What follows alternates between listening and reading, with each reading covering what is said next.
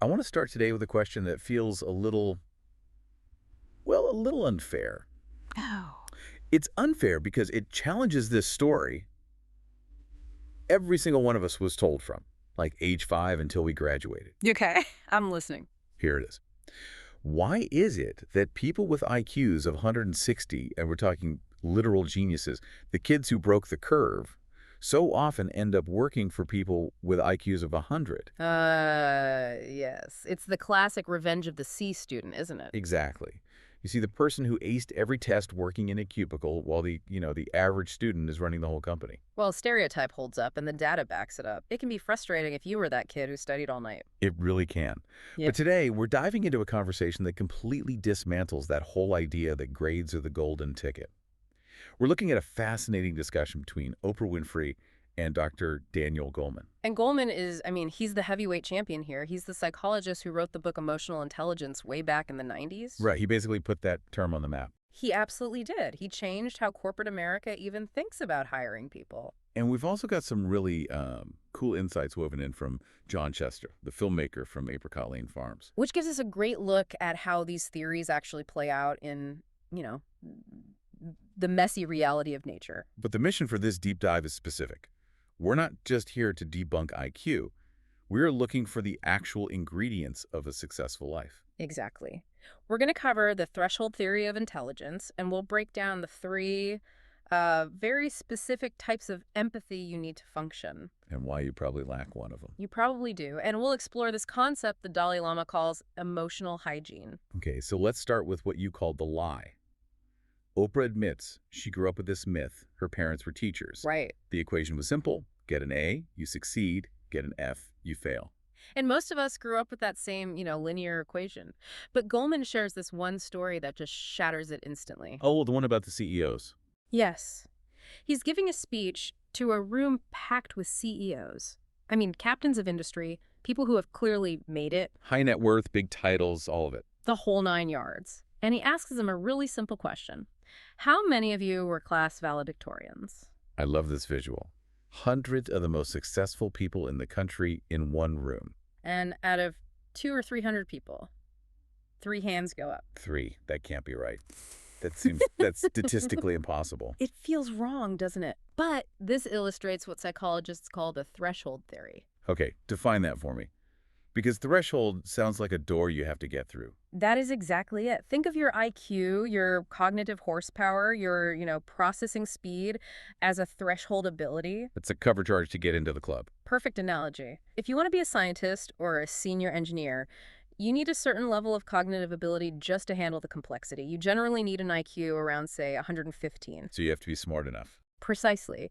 But here is the catch, and this is the part the school system completely misses. Once you are in that pool of candidates, everyone is smart. The IQ advantage just disappears because you're competing against peers who are all at that same threshold. So once you get the job, being the absolute smartest person in the room, having an IQ of 160 versus 120, it doesn't actually help you move up. Not really, no. At that level, IQ tells you what a person can do. Can they write the code? Can they analyze the P&L? Yeah. But emotional intelligence, or EQ, that determines how they do it. It determines if they emerge as a team leader, if they can handle a crisis without melting down.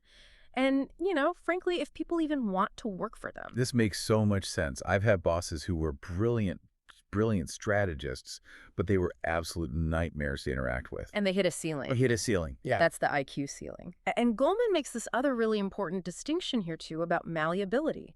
IQ is largely fixed. It's genetic.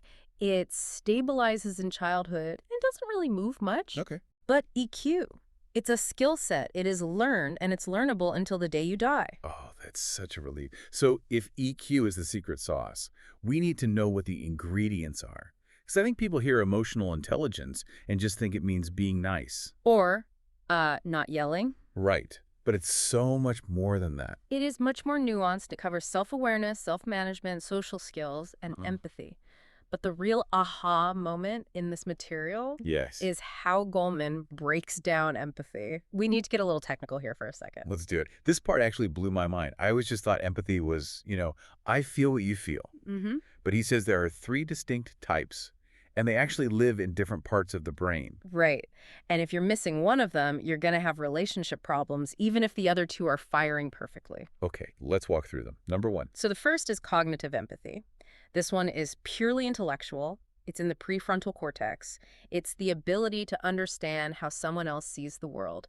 It's perspective taking. So if I'm explaining something complex, cognitive empathy helps me frame it in a way that you will understand based on what I know about you. Exactly. It's knowing their mental models, their language. It's essential for communication. But, and this is a massive warning, you can have really high cognitive empathy and be a sociopath. Whoa. Wait, really? Well, think about it. A master manipulator needs to understand your perspective perfectly to exploit it. Cognitive empathy is just data. It doesn't mean you care. That is dark. But I see the logic. Okay, so understanding isn't feeling. Yeah. What brings in the feeling part? That requires the second type, emotional empathy. This is the social brain. It lights up the amygdala, your emotional centers. It's a physical circuit. When you see someone in pain, your brain mirrors it. You physically feel with them. This is that vibe thing, right? Like rapport, chemistry, when you just click with someone. It is, but here's the catch, and this is so vital for everyone to hear. Emotional empathy requires attention. You cannot have that physical rapport if you're distracted. If you're checking your phone while your partner is telling you about their bad day, that circuit in your brain, it just doesn't light up. So you're not just being rude, you are biologically blocking the connection. You're literally turning off the switch. You are. The signal cuts out. It explains why those distracted conversations feel so hollow. You aren't actually resonating with them. Okay, so we've got understanding, which is cognitive, and feeling, which is emotional. What's number three? The third is empathic concern. Goleman calls this the ancient mammalian parenting system. It's the part of the brain that doesn't just feel another person's distress, but automatically wants to help. It's the drive to take action. Yes. Cognitive empathy says, I know you're sad. Emotional empathy says, I feel your sadness. Empathic concern says, what can I do to help? It's the basis of compassion. And the implication is you need all three. You can't just have one or two. You absolutely do. A boss with cognitive empathy but no empathic concern is manipulative. A partner with emotional empathy but no cognitive empathy might cry with you but never understand why you're upset. This goes right back to what you said about attention. You said emotional empathy requires it. Right. And the sources go pretty hard on this idea that our attention is, quote, under siege. Under siege is the phrase Goleman uses, and when you look at the data, it's not an exaggeration. He cites a Bloomberg study showing that people, on average, are spending 3 hours a day on their smartphones. Which honestly sounds kind of low to me. My screen time report is not my friend. It might even be conservative. But do the math on that. 3 hours a day adds up to 45 days a year. 45 days. 45 days. Imagine taking a month and a half out of your life every single year and just staring at a glowing rectangle. Wow. That's terrifying when you put it that way. Oh, 45 days of lost life. And the cost isn't just lost time, it's lost capacity. There's a saying from the cognitive scientist Herbert Simon that's in the discussion. A wealth of information creates a poverty of attention. We are drowning in information, so our attention is completely bankrupt. And the group paying the highest price for this, it's kids. Goleman talks about social malnutrition. This is such a critical point. The brain is plastic, right? Neuroplasticity means it shapes itself based on repeated experiences. And the social circuitry in our brains is designed to be built face-to-face. Needs eye contact, tone of voice, all that real-world stuff. Exactly. So if a toddler is staring at a tablet instead of reading their parents' facial expressions, those neural pathways just don't get the workout they need. They atrophy. they are running a completely unprecedented experiment on an entire generation's brains. And the result is kids who can't read social cues. That feels incredibly heavy. But Goleman doesn't just leave us with the doom and gloom. He offers a solution. He does. And it's surprisingly simple. It comes from a second-grade classroom in Spanish Harlem. This is such a beautiful story. It's a school in a high-poverty area, a very tough environment, lots of trauma, lots of chaos. But every day, the kids do this ritual. They get a breathing buddy. Like a little teddy bear or something. Exactly, a stuffed animal. They lie down on the rug, put the animal on their tummy, and just watch it rise and fall. 1, 2, 3, up. 1, 2, 3, down. It sounds like a game. To them, it is a game. But biologically, it's heavyweight mental training. They're learning to focus their attention, they're engaging the prefrontal cortex, the brain's executive center, and they're calming the amygdala, the stress center. They're literally teaching their brain how to switch from freak out mode to focus mode. They're strengthening the muscle of attention. And here's the kicker. Goleman mentions data showing that a child's ability to focus and delay gratification. So impulse control. Right. Can they control their impulses? That is a better predictor of their financial success and health in their 30s than their IQ or their family's wealth. Wait, hold on. Better than family wealth? That's a massive statement. It's massive, but it makes perfect sense. Focus is the master skill. If you can control your attention, you can learn anything. You can manage your emotions. If you can't, you're a slave to your impulses no matter how rich your parents are. And this connects directly to that state of flow we hear so much about. It does. Flow is that state where your awareness just merges with your action. You lose track of time. You feel good. And Goleman says the shortcut to flow is simply paying full attention to whatever you're doing right now. So mindfulness isn't just about relaxing. It's the gateway to high performance. Exactly. And this leads us to the Dalai Lama's contribution here. He argues that just like we teach physical hygiene, brushing your teeth, washing your hands, we need to be teaching emotional hygiene. What does that mean exactly? Emotional hygiene. It means learning to manage distressing emotions and marshaling positive ones. It's about not letting your internal state just happen to you, but actively taking care of it. And part of that hygiene is how we view the future. There's this great line in the source material. Nobody knows enough to be pessimistic. I love that quote. It just cuts right through the arrogance of pessimism. To be a pessimist, you have to assume you know the ending is going to be bad. Right. But optimism just acknowledges that we don't know what's coming. We don't know what new solutions we might invent. And this is where John Chester comes in from Apricot Lane Farms.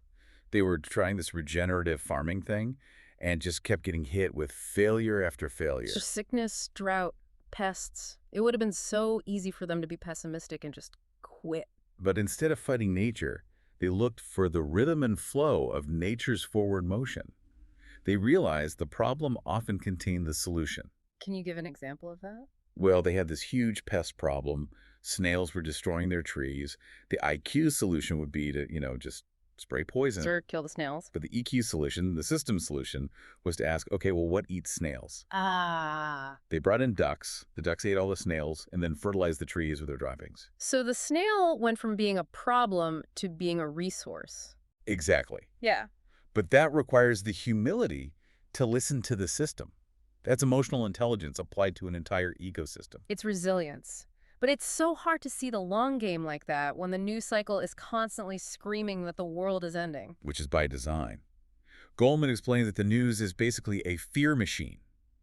It is tailored specifically for our limbic system, our primitive brain. Because 100,000 years ago, paying attention to the scary thing, the lion in the grass, is what kept us alive. Right, so we're hardwired to focus on threats. But today, that mechanism is hijacked to make us feel like the world is out of control. Goleman offers a really great reality check for this. He calls it the numerator of cruelty versus the denominator of kindness. Okay, break that math down for me. So think of a fraction. The top number, the numerator, is all the cruelty. The violence, the disasters, that's what makes the headlines. It's loud, it's high visibility. Got it. But the bottom number, the denominator, is all the kindness. The billions of small, positive interactions that happen every single day. Mothers caring for children, people holding doors open. Nurses tending to patients. Exactly.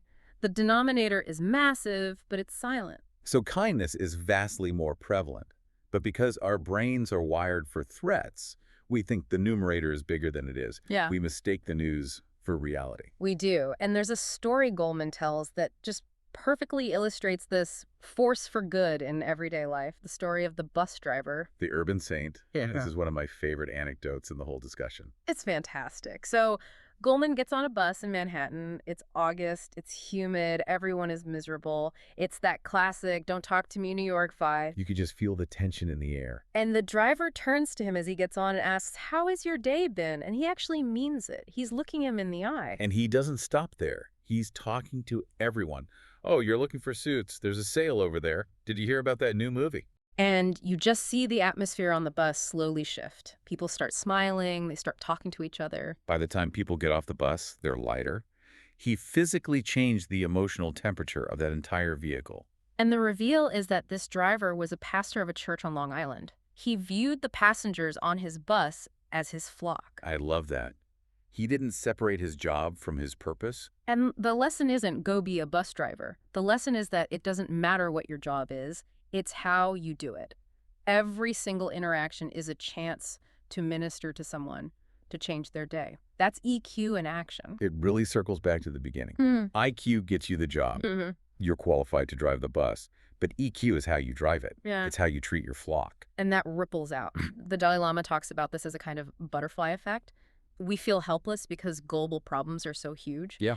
But he argues that one person's action, when you multiply it by billions, changes the world. Like turning off a light. Yes. One person turning off a light seems insignificant. But if 1 million people do it, you save a massive amount of energy. He views compassion the same way. One act of kindness is small, but if it becomes a collective habit, A form of emotional hygiene. it changes the entire climate of the culture.